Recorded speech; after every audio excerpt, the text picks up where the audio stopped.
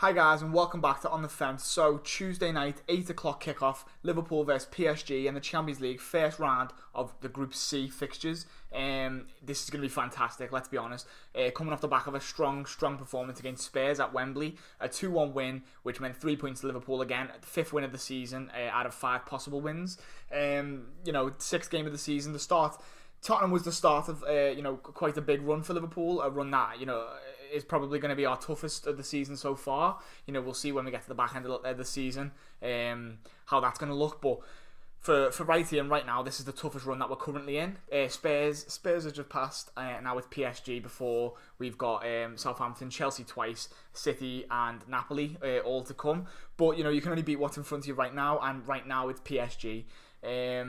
Like I said, coming off the back of a good win against Spurs, we went at our best again. We've just been grinding out these performances. You see little flashes of brilliance in the game, but for the most part, it's a very subdued performance where we're defensively quite solid. And in this game, we're going to have to be defensively solid because PSG have got, if we didn't have our front three, I'd definitely say PSG have got probably the most dangerous front three in the world. It's definitely the most expensive. Is it the most dangerous? I don't know. Let me know in the comments down below. I personally think Liverpool's front three is more dangerous. We were the best front three in Europe last season. We got all the way to the Champions League final. Didn't win it, of course. But, all the potential in the world. Scored hundreds of goals between them. So, I personally think our front three is better. Is that going to win us the game? Possibly. I think what else is going to win us the game if we do manage to do it is being, like I said, defensively solid. Trent Alexander-Arnold's going to have the game of his life up against Neymar on the left-hand side, or for him, the right-hand side. Virgil van Dijk and probably Joe Gomez are going to have a tough task facing Cavani. A very underrated striker in Europe, necessarily. Had a good World Cup for Uruguay, but again, he's always in that conversation of being the echelon below, someone like Harry Kane, someone like Lewandowski, but at the same time he scores just as many goals. You know what I mean? He's a great goal scorer, and we're gonna have to watch out for him.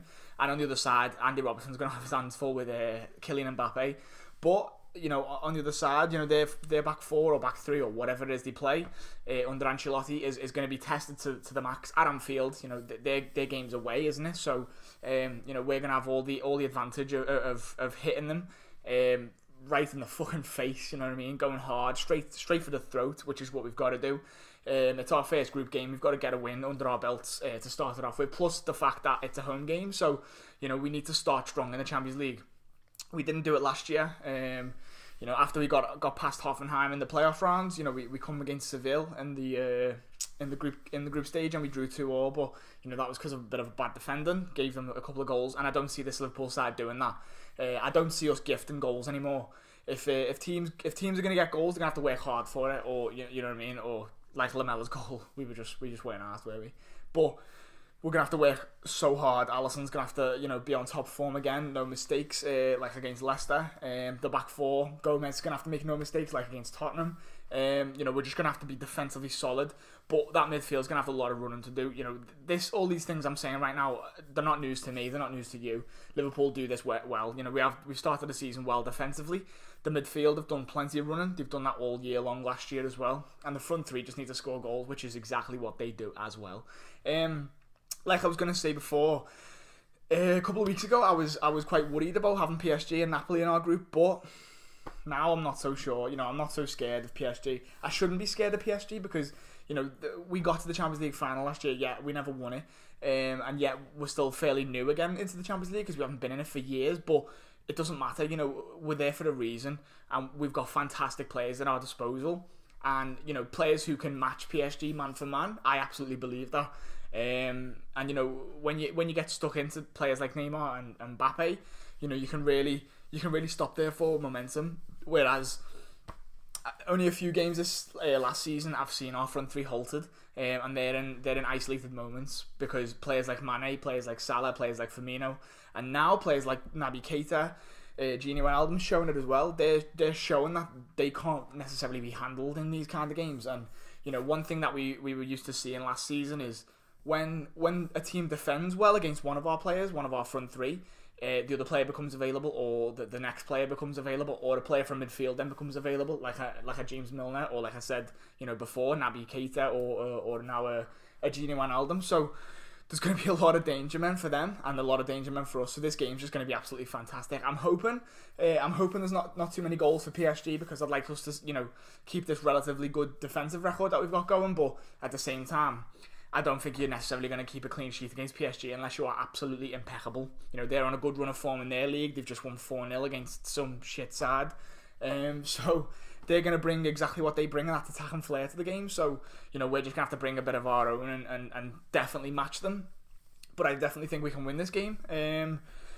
Looking at all the possibles and looking at all the variables, I'm inclined to go for a Liverpool win, because, why wouldn't I? I'm probably going to go for a 3-1 Liverpool win. Hopefully Salah can get himself rolling from last season. Hopefully he can get himself a couple of goals here. And I'm probably going to say maybe Naby Keita to get his first goal this season.